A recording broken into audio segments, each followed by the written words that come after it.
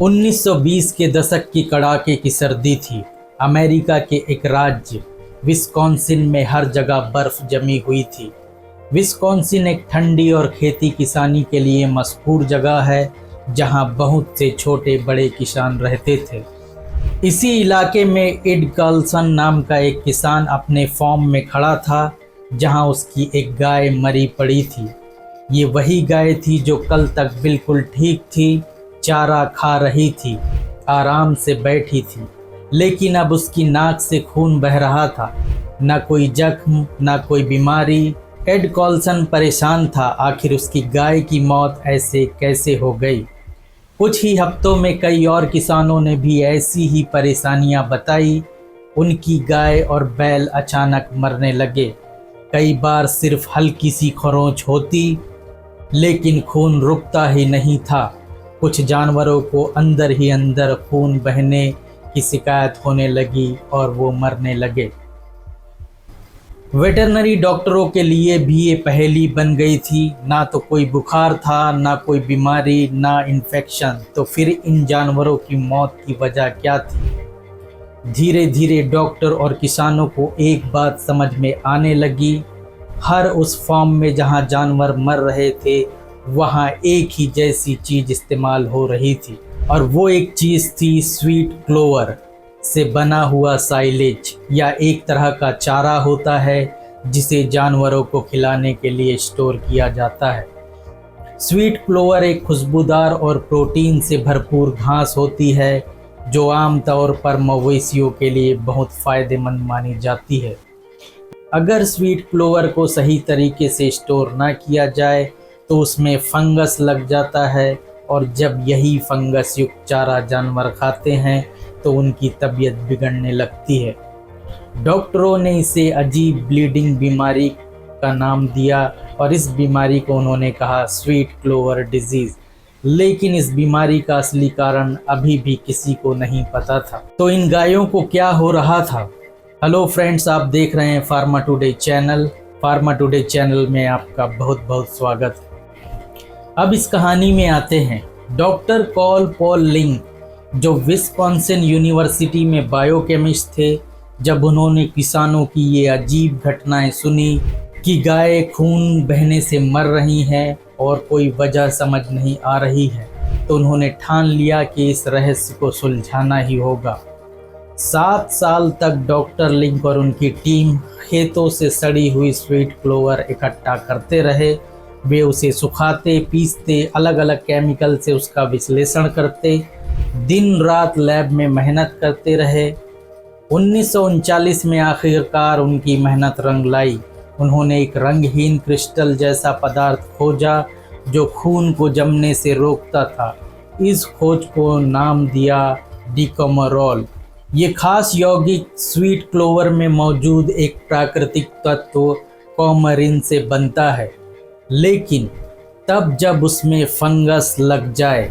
जब जानवरों को ये सड़ चुकी स्वीट क्लोवर खिलाई गई तो छोटी छोटी चोटों पर भी खून लगातार बहता रहता। अब डॉक्टरों को पूरा यकीन हो गया कि स्वीट क्लोवर डिजीज़ की असली वजह मिल चुकी है। अब सवाल ये था कि क्या ये डिकोमोरोल दवा बन सकती है? डॉक्टरों ने सोचा कि कुछ मरीज जिनमें खून के थक्के बनने की समस्या हो, जैसे हार्ट अटैक या स्ट्रोक का खतरा, उन्हें अगर थोड़ी मात्रा में खून पतला करने वाला ये यौगिक दिया जाए तो उनकी जान बचाई जा सकती है। 1940 के दशक की शुरुआत में इंसानों पर इसका ट्रायल शुरू हुआ। नतीजे कुछ मामलों में अच्छे आए, लेकिन एक समस्या थी। डिकोमोरोल का असर हर मरीज पर एक जैसा नहीं होता था। किसी मरीज पर ज़्यादा असर करता और किसी पर कम। यही इसे दवा के रूप में अपनाने में सबसे बड़ा रुकावट बना। डिकोमोरोल की सीमाओं को देखते हुए डॉक्टर लिंक और उनकी टीम ने तय किया कि उन्हें एक ऐसा यौगिक बनाना होगा जो ज़्यादा स्थिर, भरोसेमंद और आसानी से नियंत्रित किया जा सके। कई सालों की मेहनत के बाद 1948 में उन्होंने एक ऐसा यौगिक तैयार किया जिसे उन्होंने नाम दिया वारफेरिन। इस नाम के पीछे था WARF, वर्फ यानी विस्कॉन्सिन एलुमनी रिसर्च फाउंडेशन, जिसने इस रिसर्च को फंड किया था। शुरुआत में वारफरिन इंसानों के लिए उपयोग में नहीं लाई गई, बल्कि चूहों की मौत का कारण बना, और वो भी एक बेहद चालाक और खामोश जहर के रूप में। चूहे इसे खाते और शुरुआत में कुछ खास असर नहीं दिखता, लेकिन अंदर ही अंदर उनका खून बहने लगता। धीरे धीरे उनकी हालत इतनी बिगड़ जाती कि वे बिल छोड़कर बाहर जाकर मर जाते, जहां कोई उन्हें जहर से जोड़ ना पाए। बाकी चूहे भी इससे सावधान नहीं हो पाते, क्योंकि ना उन्हें मरे हुए चूहे नज़र आते और ना ही कोई बदबू। यही वारफरिन को सबसे असरदार और ख़तरनाक रोडेंटिसाइड बनाता था, एक ऐसा जहर जो बिना शोर किए अपना काम किए जाता था। 1951 में एक चौंकाने वाली घटना हुई।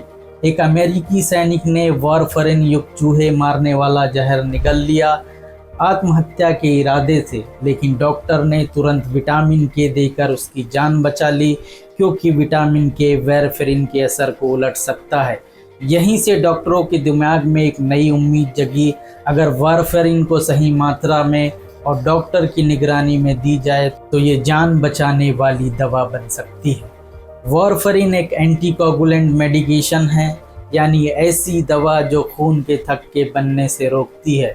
इसे आमतौर पर deep vein thrombosis, pulmonary embolism और एट्रियल फाइब्रिलेशन और वल्वुलर हार्ट डिजीज़ या आर्टिफिशियल हार्ट वाल्व वाले मरीजों में स्ट्रोक रोकने के लिए दिया जाता है।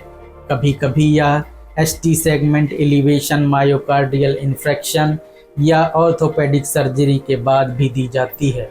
ये आमतौर से मुंह से ली जाने वाली दवाई है, लेकिन ज़रूरत पड़ी तो इसे IV भी दिया जा सकता है। वारफरिन शरीर में खून के थक्के बनने को रोकता है।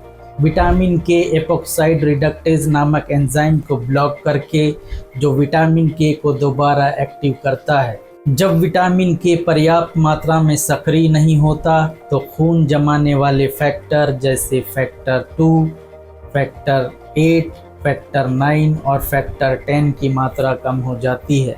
इससे खून जमने की प्रक्रिया धीमी हो जाती है। प्रोटीन C, प्रोटीन S जैसे एंटी क्लॉटिंग प्रोटीन भी वारफरिन से थोड़े प्रभावित होते हैं।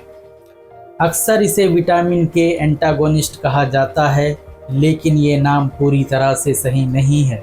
वारफरिन विटामिन के को ब्लॉक नहीं करता, बल्कि उसे दोबारा एक्टिव होने से रोकता है, यानी उसकी रिसाइकलिंग को रोकता है। इसका असर धीरे धीरे दिखता है और पूरी तरह असर दिखने में कई दिन लगते हैं। कुछ मरीजों में वारफरिन की डोज आनुवांशिक कारणों से अलग अलग हो सकती है, खासकर जिनमें VKORC1 एंजाइम का जीन थोड़ा अलग हो। ऐसे मरीज को कम या ज़्यादा डोज की ज़रूरत पड़ सकती है।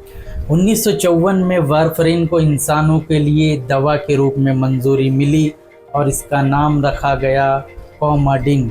लेकिन वारफरिन की सबसे बड़ी पहचान तब बनी जब 1955 में अमेरिका के राष्ट्रपति ड्वाइट आइजनहावर को हार्ट अटैक के बाद यही दवा दी गई। उनका स्वास्थ्य धीरे धीरे स्थिर हो गया और वारफरिन की लोकप्रियता आसमान छूने लगी। अब ये एक नामी और भरोसेमंद दवा बन चुकी थी, जो लाखों लोगों की ज़िंदगी बचाने लगी। वारफरिन दुनिया भर में लाखों लोगों को दी जाने लगी, क्योंकि ये सस्ती थी, असरदार थी और जान बचा सकती थी। लेकिन इसके साथ एक चेतावनी भी जुड़ी थी, इसकी सही मात्रा बेहद ज़रूरी थी। अगर डोज ज़्यादा हो जाए या मरीज़ पालक, ब्रोकली जैसे विटामिन के युक्त चीज़ें ज़्यादा खा ले तो वारफरिन का असर बदल सकता है और कभी कभी ख़तरा भी बढ़ सकता है। आज भी वारफरिन लाखों मरीजों के इलाज में इस्तेमाल होती है, भले ही अब राइवरोक्साबैन और एपिक्साबैन जैसी नई दवाएं आ गई हों। मगर ये कहानी हमें याद दिलाती है कि कैसे किस तरह गुमनाम सड़ी हुई घास, जिसे कोई देखना भी ना चाहे, से विज्ञान ने एक ऐसी दवा बनाई जो जिंदगियां बचा रही है।